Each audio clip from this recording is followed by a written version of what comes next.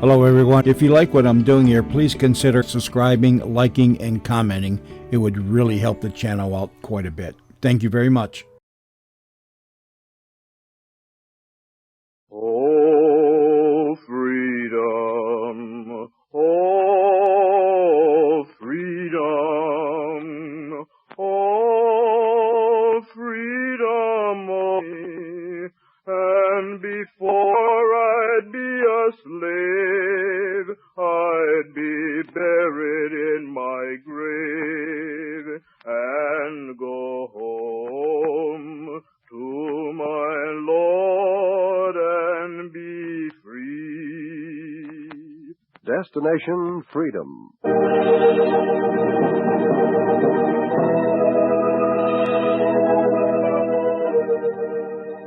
The Chicago Defender and station WMAQ bring you Destination Freedom, a new radio series dramatizing the great democratic traditions of the Negro people, interwoven in the pageant of history and a part of America's own Destination Freedom.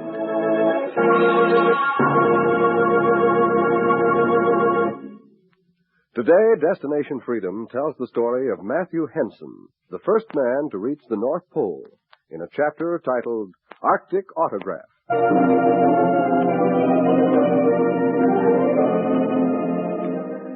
My name is Matthew Henson. I was named after a man who helped write the gospel. All I wrote was my name. I wrote my name on the North Pole.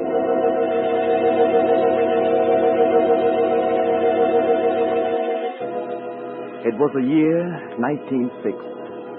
An April day when flowers were beginning to bloom at home. I was on the Arctic ice past the northern lights, near the home of the north wind, where the storms begin and where the midnight sun rolled high on the horizon.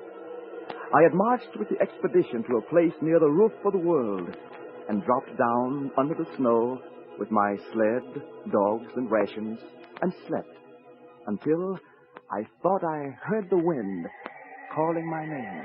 Matthew! Hey, Matt! Where are you? I looked out of the igloo. I saw a man with his skin cracked by the cold, a halo of fur around his face, ice under his feet, fire in his eyes. It was Commander Peary. Matt! Come out here! Commander Peary! What happened? It looked like the world's come to an end. It has, Matt. We've come to that. Well, now, Commander, it's cold, I know, but... We've come to the end of the world, don't you see? This time we've done it. Right now, Matt, we stand within reach of the North Pole. You're sure? Look on the map. Well, I've found our position. I've checked it. Here we stand. There's the North Pole, 50 miles from us. One strong march and we'll reach it. It's hard to believe. After 23 years, I know. We've seen it snatched from us again and again. This time we'll stake everything. We'll split down to 2 teams. We'll take just enough rations to carry us. 2 teams. You'll drive one, I'll drive the other one. Just as we've always done. I understand. It's up to us now. We've tried 4 times. This is the last try. We're not as young as we were 20 years ago, Matt. When do we leave? When the wind goes down. Take 2 of the Eskimos with you, Asa and Segro. 2 will come with me. Is that all?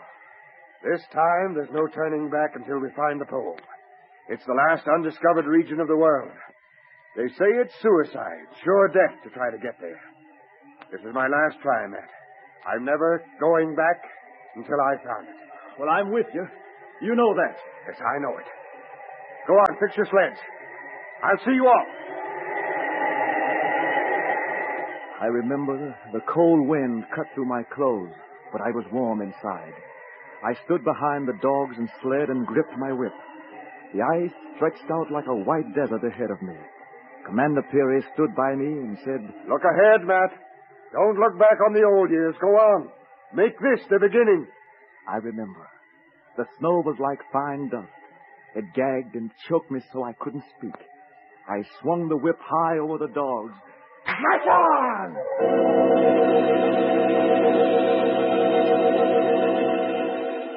I remember not looking back at the man behind me as the sled shot over the rough ice and took me north, always north. I remember feeling alone in a world no man had seen before, and wondering what brought me there. And I began to look back for a beginning. I looked back in my life for the beginning of the urge that drove me on. Was it in my last trip, when I come close to death 2 years ago, when I came sledding over the ice with Asa the Eskimo, straining to reach the pole? That was 2 years ago, and 200 miles farther south. The ice was groaning and cracking under the sled. All I saw was one goal, one aim, and I went on until the Eskimo cut in behind me and yelled to the dogs. Hook! Hook! Hold up! What are you doing? Kokoya, say stop. This is as far as we can go. Asa, this is 200 miles from where we're going. Out of my way. Commander Peary is behind us. We've got to open the trail. Kokoya warns us. Go no further. Kokoya guards the north. You closer than any man has come. He shakes the ice. He was trembling as if Kokoya, the god of the ice, did watch us. And I thought of lost years fighting to come this close to the pole, and I pushed him aside and struck out at the dog. No! Kokoya watching! Stop! I shook him off and pushed the sled on.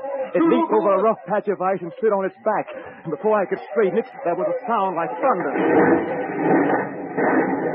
The ice split. Dogs and rations and sled dropped through a gap in the ice. I was sinking, grabbing for a piece of solid ice when I felt myself lifted up and out of the water. Asa had pulled me out. Sled and dogs were gone. A crack as wide as a river kept us from the other side. Still, I was anxious to go ahead. I felt as if this was my last chance. When Asa spoke, I told you, Kokoya say, go no further. when I get another sled and dogs, we're going on. When the commander comes... The Kabuna coming now. Kokoya tell him same thing. Commander Peary came up with his team, and he was restless too.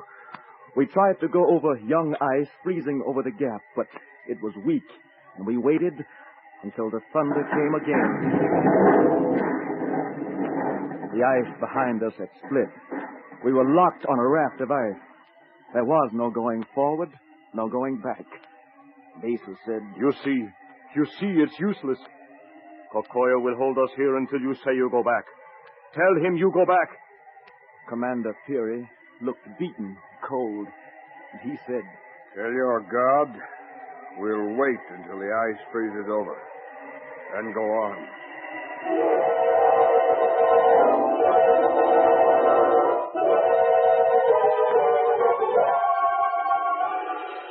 It seemed ages before we were freed from the ice.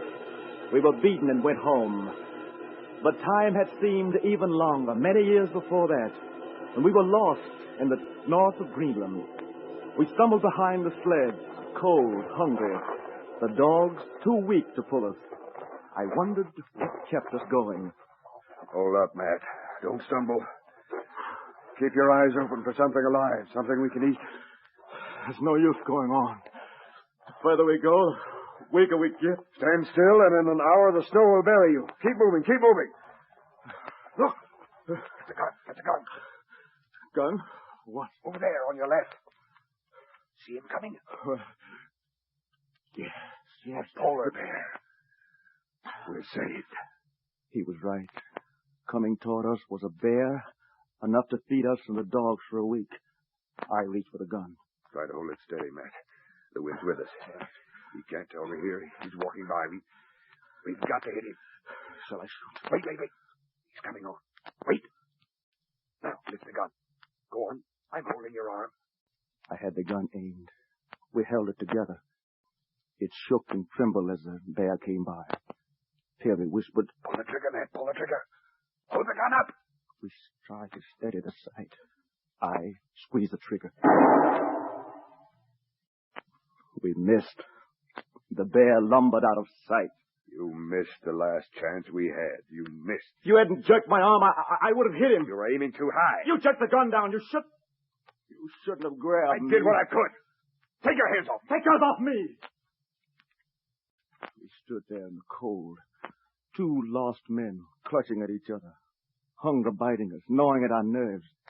We stood fighting until we heard the dogs growl. We dropped our grip. The dogs had come close to us, waiting, watching, waiting for us to fight. They're hungrier than we are. They're waiting for us to... Yes. Wouldn't it be better if... we ate them instead of fighting and letting them eat us? It would. I gathered my strength and went to my pack and took out a hatchet. When I had finished, I looked up and saw the worried face of Peary. I snapped at him. You wonder if you can stomach the dogs? No. I was wondering what we'll eat after the last dog is gone.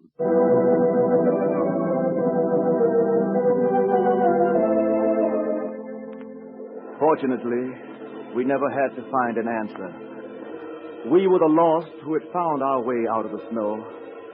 But I knew it was not this that pushed me on. So I searched further back to many years before the time of hunger. And I remembered the expedition to the tip of Greenland. We were new to the snow. We were with an old explorer, Peavy. He had gone ahead and reached the cliff. We thought we had discovered the North Pole. We heard him call us. What is it? What do you see, man? What is it? What have you found, Peavy? What is it? What are you talking about? We've been fighting through this snow for 2 years. 2 years searching for the North Pole. And look down there. We looked down and saw that the Greenland, the map makers believed ended at the North Pole, actually stopped 500 miles from it. Down there was a giant ocean of ice, a white sea stretching out into space. Peary was satisfied. At last we know. Know what? No, we've wasted our lives getting nowhere. We know now that the only way to reach the North Pole is over that ocean of ice. No one knew that before. No man will live to reach it. We'll reach it, Peavy. You'll reach it without me. Ocean ice will split and crack when the tide changes. This one's hundreds of miles wide and treacherous all the way. It'd be exposed to winds and storms and snow. Oh, I've given all I had to get this far. I'm going back. We'll all go back. But I'll come again. But why? Haven't you been beaten enough? Why do you keep coming back? What's out there? Something I want. I'll get it. Will you come with me, Matt? Well, I've got to come back. You? Why? Why, Matt? I don't know. There's something about the Arctic that pulls me back to it. The ice is in my veins, I guess. I don't really remember how it got there. But I'll come back until I find out. I'll come back.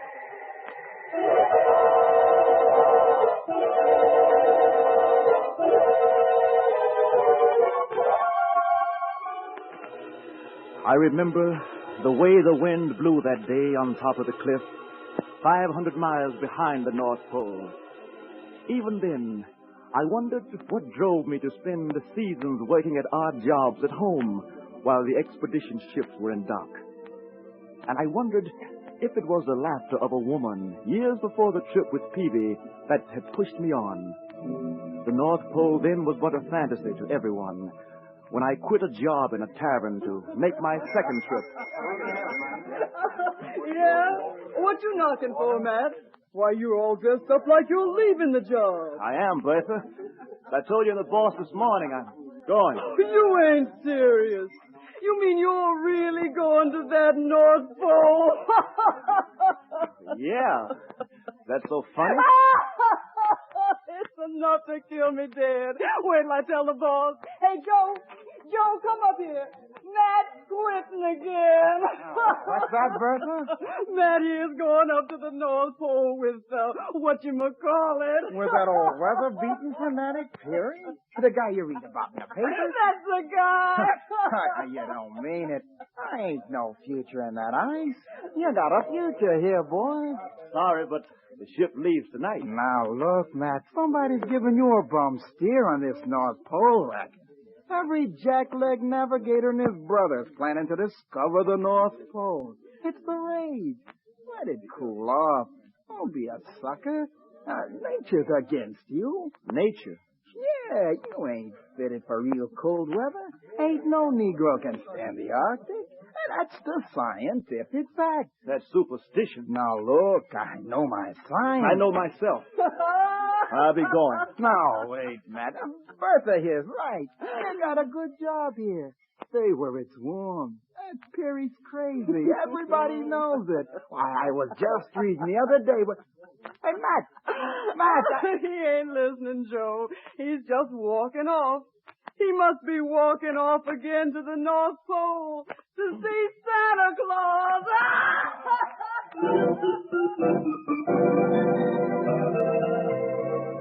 Yes, I remember the laughing. But it was not then that the urge began. It was even before that morning when, as a young man, I clerked in a haberdasher's shop.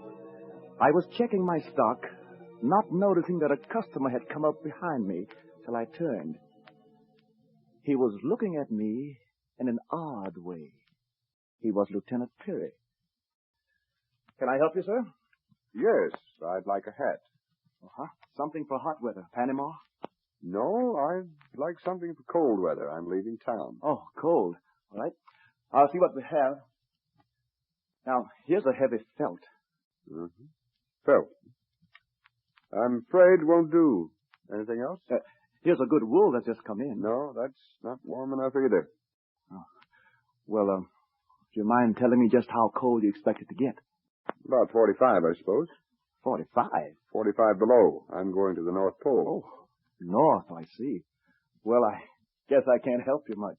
Well, thanks anyway. It's all right. Mister. Yes? This North Pole you're going to, would you mind telling me if anything else will help you besides a fur cap? Well, I need a good sailor. Well, I've sailed. A navigator? I know the compass. I need someone who's got a reason of his own for devoting his life to discovering the North Pole. I've got that reason. Then come to my ship tomorrow. Bring your reason with you. I remember going and talking to the determined man the next day and on other days. We sat in a room of maps. His eyes would light up whenever he looked at the pole. And he would say, For 300 years, explorers have tried to unlock the Arctic. All the world's explored except that. I'll tell you my reason for fighting to be the first to open it. You tell me yours. Go on. I'm not saying I'm acting only because of love for science. I want to add to the knowledge in the world, it's true, but since I was a child, since I heard of Columbus, I've wanted to do something to equal his discovery. The only thing that's left is to find a spot on the earth where there's no longitude, no latitude, no east, no west, where you stand directly under the North Star. That's the North Pole. I'm an engineer, but without a man like you who's got the skill and strength to survive the winters and break open the trails, I may never make it. I can't pay you for your help. There'll be dangers, hunger maybe, but there's no money in explorations. What good will money do me at the North Pole? You seem to feel the same as I do about it. How long have you wanted to reach the pole? It's been a long time. Long, long time. I'll tell you about it.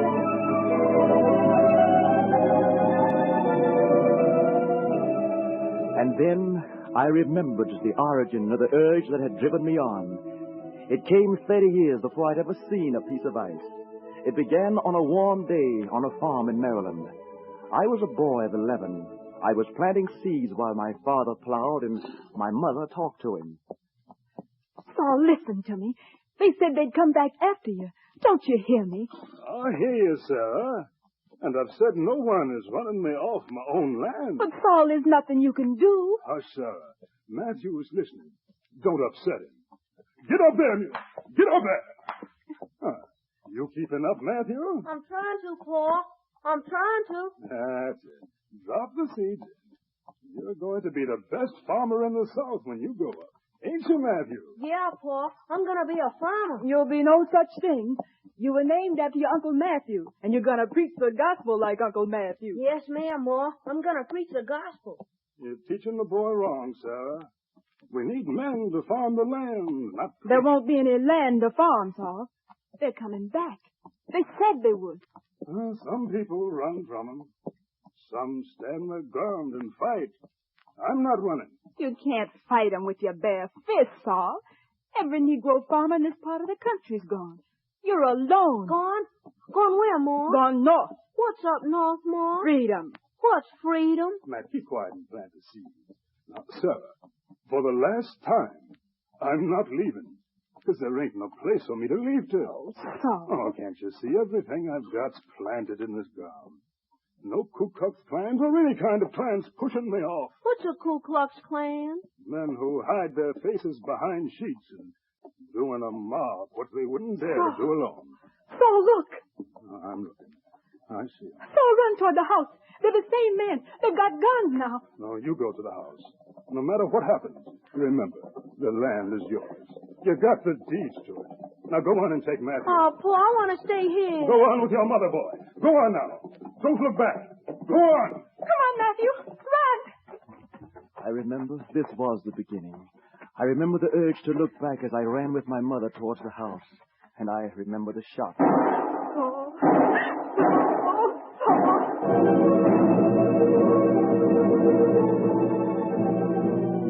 I remember stopping, looking around and seeing nothing but a wet cloud in front of my eyes.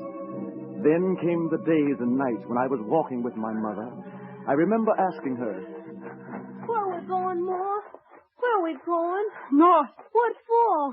How far north? We're going to be free if we have to get to the North Pole, boy. Come on. Stay close to me so you don't get lost. I came on. But through the crowds on the roads, there came a night when I was lost. I kept walking until my shoes were gone, till I came to a strange city and to a harbor where ships were docked. I went aboard one and knocked on the cabin door. Who the devil's out there this time of night? Huh? You, lad. What the dickens you looking for? A job? A job? You're on a real ship, not a toy one, lad. Huh? I've no time to play. I didn't come to play. I want to work. Oh, what kind of work can you do? Well, I could... Look at you. You're skinny as a rail. You'll be kidnapped by the first wind that blows hard. And you're too young even to be a cabin boy. Oh, be off now. Please let me stay. Be off, or I'll be spanking you. Yes, sir. I'll go. Oh, wait a while now. Come here, lad. Come here. Let me look at you. Yes, sir. Where's your mother and father? I don't know. Well, where's your blasted relatives? I ain't got none. Come inside. It's cold out there, and you'll be blaming me for it. Oh, sit up there in my bunk. Jump up! Up here? Like this? Huh? See here, lad. It's no picnic I'm giving you. You'll pay your way. Nobody's ever got a thing from Captain Childs free, and you'll not break my record. Yes, sir. Now then, you ain't strong enough to do real work, but you can lift a pencil, I figure. Huh. You can keep the dates in my logs. Here, I'll show you. Look now. Read these numbers. Well, don't sit there with your mouth open. Read aloud. But I can't read. You can't read? Well, then I reckon you can't write either. No, I guess I ain't much good. Oh, no, lad. Here, now. I'll have no blubbering on my boat now. Hold up your head, eh? I ain't nothing to reading and writing that Captain Childs can't teach you. Besides some navigation and mechanics, tailoring, cooking, sailoring. It's easy, lad. Yeah? Sure it is. Look now. We'll start you off right now and prove it. What would you like to write most? My name. And just what's your bloomin' name? Matthew Henson. A good seafaring name. Like Matthew in the Bible. I reckon so. Good. I'll show you how writing's done. Get a grip on this chalk, Like this? Hold on, now I'll take hold of your fist and guide your hand over the board here, and we'll write.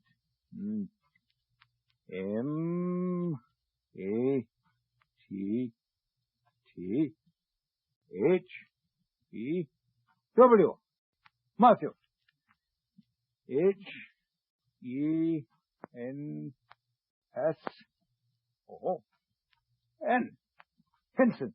Now, how's that, laddie?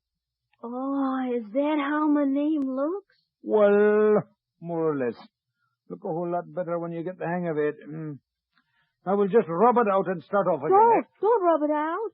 You don't want it to stay on forever, do you? I do want her to stay on forever. How do you make it stay on? Well, you got to, sort of do something that makes it stay.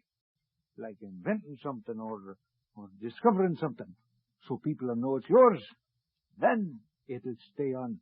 Is that the only way? The only way. What do you intend to be anyhow, laddie? A farmer for my pa, and I'm going to preach the gospel for my mother. Well, with that ambition, you better get started learning a little reading and writing on your first trip out. Out? Where are we going? You're on a whaling ship, laddie. We go north. How far? Well, almost north of the north wind. What's north of the north wind? What? The North Pole, I suppose.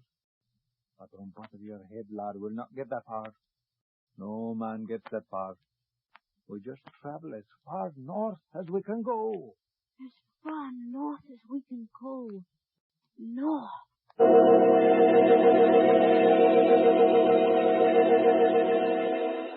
That was the beginning. That was the urge that pushed me on in the face of winds and snow, year after year, slashing at dogs, driving the sleds through storms, while under me the ocean of ice rolled and cracked with the tide. That was the urge that brought me at last to a region where I stopped, took out my instruments, and checked my position.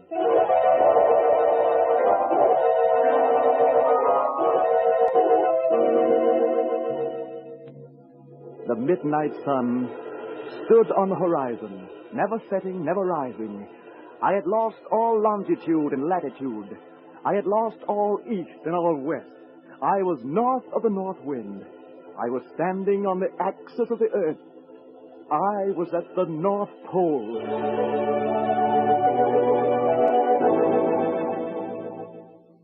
And I thought of my beginning, of the captain who taught me to write. And I took out my knife and etched my name on the ice. And then I took the hands of the Eskimos who'd come with me and spelled out their names. When Commander Peary came, we planted an American flag. And we men of 3 races of the world, Mongol, Negro, Caucasian, stood together on the roof of the earth. We had unlocked the Arctic.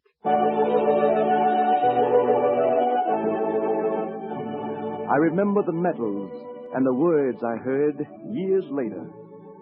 For outstanding service to the government of the United States in the field of science, for contributing materially to the success of the expedition in the discovery of the North Pole, the Congress of the United States awards this medal to you, Matthew Henson.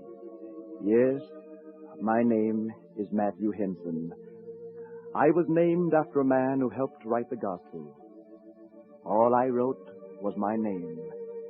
I wrote my name on the North Pole.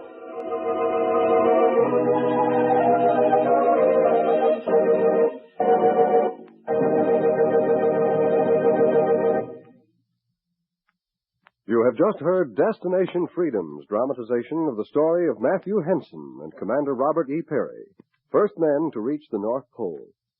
Destination Freedom is written by Richard Durham and produced under the direction of Homer Heck.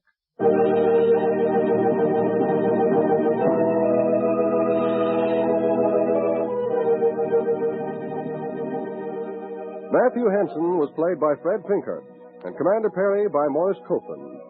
Others were Janice Kingslow, Louise Pruitt, Oscar Brown, Jr., Harris Gaines, Jonathan Hole, Charles Mountain, Arthur Peterson, and Stuart Sklam. Greg Pascal was the singer. This special music was written by Emil Soderstrom and was played by Elwin Owen and Bobby Christian.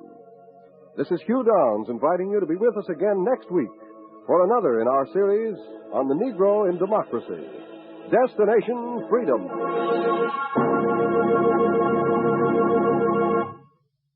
This is NBC, the national broadcasting company.